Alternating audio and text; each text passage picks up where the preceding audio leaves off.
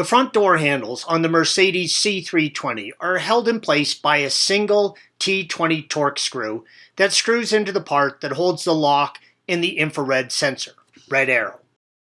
You're going to need to remove the front door panel to perform this job. Please see our article and video on front door panel removal by following the link at the end of this video. To remove the lock section, you will first pull back the weather strip on the inside of the door level with the handle, revealing the access hole, red arrow.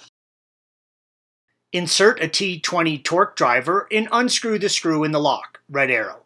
You will have to do this by feel as you cannot see inside the door. Make sure you use a proper T20 driver and not a bit on the end of a socket. If you use a bit and it falls off inside the door, you will be removing the door panel to retrieve it.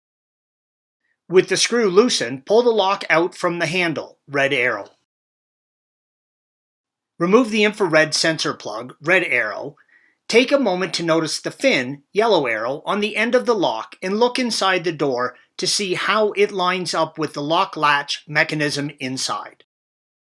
Pull the handle, red arrow, out and then towards the rear of the car to remove.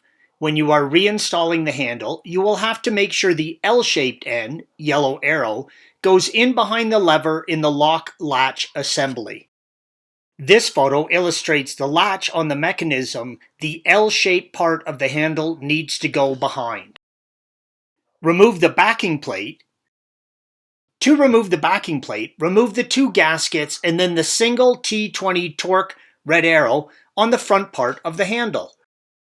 You can now slip the backing plate red arrow down and out through the access panel on the inside of the door.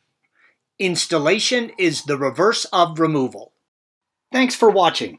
Click here to view the original article along with hundreds of other DIY content for your car.